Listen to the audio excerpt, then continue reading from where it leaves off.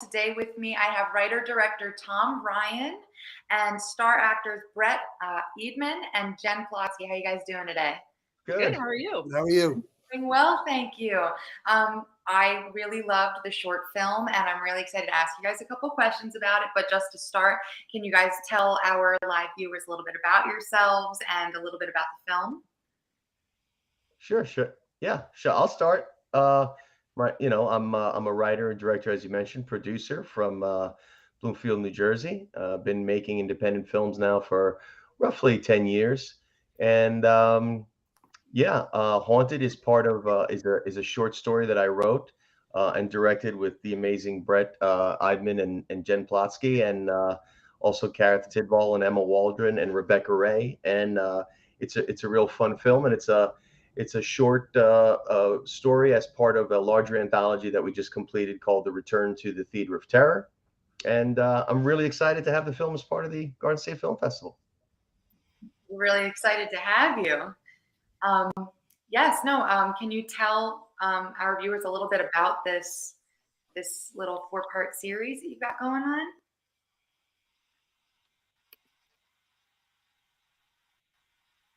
Oh, I think we lost your sound for just a moment I there. muted it. I thought I was done talking. Sorry. Um, yeah, so each Haunted is one of four short stories, and they're all part of a larger anthology. The inspiration for it is really like the classic Twilight Zone, The Outer Okay. Limits, Creep Show, Tales from the Crypt. They're all very different themes. We have a time travel story. We have an ancient shaman curse. We have a ghost investigator, a paranormal investigator in Haunted, and then we have kind of a sci-fi short in Robot, which is kind of leaning towards like an 80s feel to it. So they all have very different themes, very different stories, and yeah, it's just kind of heavily inspired by those anthologies that we all used to enjoy on television so much. And yeah, we gear these really towards mainstream audiences. So I feel like you could take your family to see these because, like the Twilight Zone, they're more like kind of like reflections of society and human nature, and that's really where the focus is on, as opposed to really trying to scare people as much. We're really kind of focused on the darkest elements of human nature in these stories that we tell. So Jennifer, Brett, can you guys tell me a bit about your experience doing Haunted? Brett, you want to go first? If you'd like me to, but I'd say ladies first. Well, you're the through line through the whole thing, so you go ahead. Oh, okay. So the question was about Haunted, or how I got involved, or Both. how did you want me to start this, or tell a little bit about myself, or I don't know what you want. Let me know, how you got involved, and then tell me a bit about how the process was for you. Oh, okay. I had Tom Ryan basically said, I have something I'd like you to read, and he sent over a script to Haunted, and I read it, and I was like, wow, this is really, really cool. And I'm not a huge fan of horror, but I thought this was really, really cool. And I said, yeah, I would love to do this. And Tom was like, okay. And so next thing I know, we're doing a read through, and and then trying to get ready to do this. I was struggling a little bit for a lot of other circumstances, and Tom said, I wrote this for you, so the character is you, so don't worry about the character as much because it's you.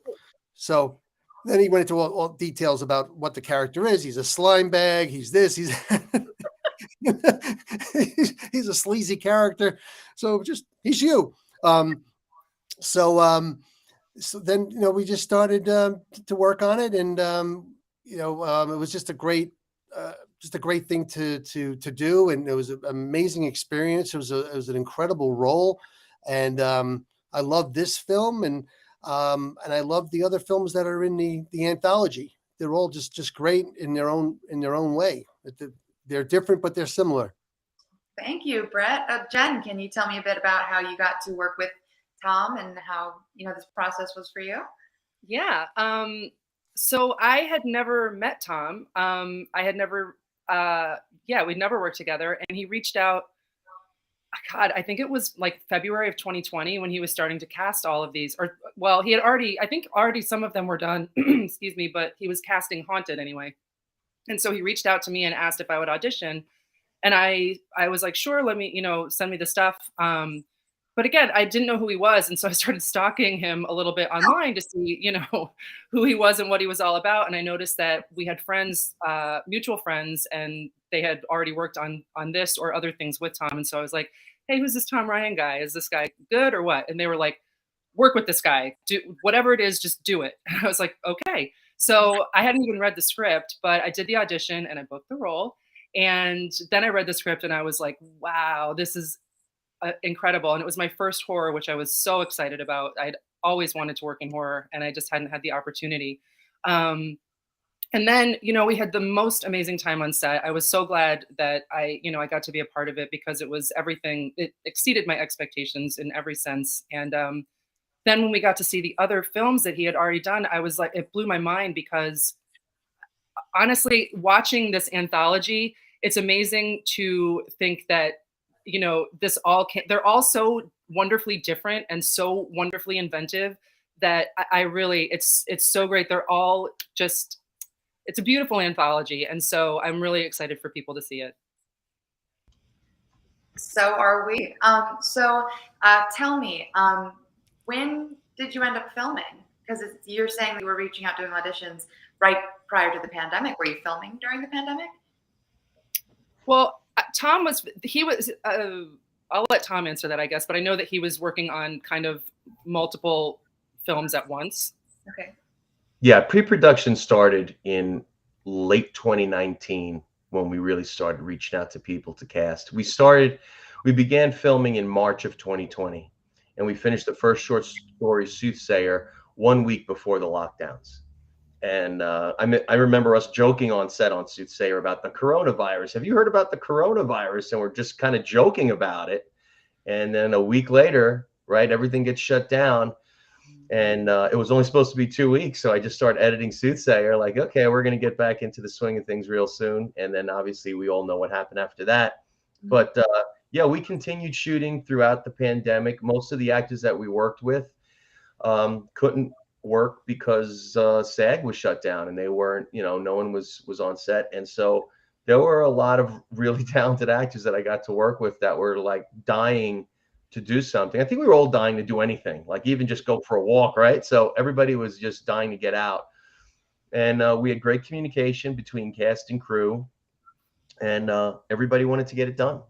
And we were all healthy and we felt good. And we made sure that everybody felt good and healthy before, we actually arrived on set. But, knock on wood, we got through the entire 4-film anthology without any incident, without anyone getting sick, without, so everybody was really responsible in that respect. But yeah, we shot throughout 2020, March 2022. We just wrapped the last film. Gosh, it may be October of 22 or September or something. I can't remember exactly when, but yeah, November actually it was November of 22. How would you say COVID affected filming for you? Did it change anything drastically? Not really. Not Okay. really. Like I said, it was just as far as making locations accessible was probably the hardest part for us. Like finding places where we can shoot. But luckily there was no like shopping malls or anything like that in the film where like you would clearly see. One thing I didn't want to do in any of these films was reflect COVID. Yes. I didn't want masks in the films. I didn't want any of that. And a lot of stories really did a good job of that on network television, like building that into just the this is real life and this is what's happening at the same time as we're trying to tell a narrative here. But with me, I really like our stuff to kind of be timeless. In some respect, of course, in 10 years, people will look at it and say, oh, look at those dumb cell phones they were using, or look at whatever. And I get that. But just in regards to, I don't like to associate the films with any specific time period. And so I certainly didn't want to reflect COVID happening at the time that we were making our films. It wasn't part of the story. It wouldn't have fit into the story. It would have been such a distraction, people would be like, "This is scary," but COVID is scarier, right? So it's we didn't really build that in, but yeah, it didn't hinder us as much as it hindered big, union network televisions where they have a lot more um, uh, to be responsible for than we do. We're indie. Everybody's kind of responsible for getting on board and doing what we're doing, but we don't have any union representation or anything really. I mean, we did do it through SAG, but the timing just worked. The timing worked, so it wasn't a hindrance as much as it was on some other projects. So, what do you want your viewers and your audience to get out of watching, your film and your 4-part series? Just entertainment. I want people to enjoy the stories that we tell. I want them to bear witness to the amazing independent talents that you see. I pride our production team on working with really talented people and just getting them in the spotlight. There's so many really talented people that we know and that I've seen in other films and that I meet at places like the Garden State Film Festival where I'm just blown away. And when people think independent films, they tend to think low budget, bad acting and such. And so, I mean, I even see that on cable television sometimes when I put on independent film. I'm like, how did this even get on here? It's so poorly made. And no offense to anybody, but it's unfortunate that you kind of get that reputation. And I think one of our goals is to show people that you can make independent films that are really well thought out, really well written, and have amazing talents in front of the camera. And yeah, I think that's something that I want people to see is that. And it's so funny as an independent filmmaker, one of the funniest things I ever hear is, wow, your movie looks like a real movie. it's just one of the funniest things that you hear because it's just such like a thank you. But yeah, I just want people to really, I'm not trying to shock anyone. I'm not trying to reinvent the wheel. I'm just trying to entertain people and do it with the best individuals that I can find. Do you have any advice for filmmakers? It's funny. I always get the advice question. I always think I'm no one to give anybody advice about anything really. But there's a process. Filmmaking is not just as easy as writing a story and picking some actors and getting your camera. And there's a lot more involved. For me, relationships is important. I like establishing relationships with my actors and my cast and crew. Friendships are important to me. If you're happy on set, you make a better product. Being on the same page, doing read-throughs, pre-production is very important. The right locations. I just think team building is so important when you're making a film. There's a ton of talented people that you could just hire that will do great jobs for you. But for me, relationships are so important. And I think that's something that Jen probably got a whiff of when she kind of started snooping and asking people, who's this guy? Because most of those people that she talked to, I'm sure I've established really good relationships with. And to me, it's important because when you do that, it is reflected in your film and in your work. Then people just want to work with you again. And I think that's also a goal of mine is I love working with great people and I want us to all want to work together again. And because making movies is supposed to be fun, right? Absolutely. I think when you watch, when everyone gets a chance to watch this whole anthology together and you watch all of the credits roll, it literally is an army of people that made these 4 films, all under the direction of Tom. Excuse me. But the greatest thing is that when you're on one of these sets, on one of Tom's sets, is that indie spirit, is that like-minded sort of, we all have a common goal and everyone's sort of working together and there's no, that's his job or that's his job. Like everyone, it's just this very cohesive unit and everyone is in it for the creative aspect of it and this creative approach to making horror films. And it's wonderful to watch and experience. And just to be on the set. I mean, what a gift to be an actor on the set, but also just to be a fly on that wall would, it's incredible. And so I think that people will really take that away and realize like what went into making this and the fact that it's a testament to Tom and Theater of Terror that all of these people come together and it's birds of a feather. And so it's cool to see. Yeah, I do. I believe that, everything in acting and theater and movies and art, it's a big puzzle. And no matter what puzzle piece you are just one piece of the puzzle. It's just something that comes together. You can't do it without anybody. Well, thank you guys so much, Brett, Jennifer, Tom, for joining with me today. You guys can watch Haunted on Saturday, the 25th at the Cranford Theater.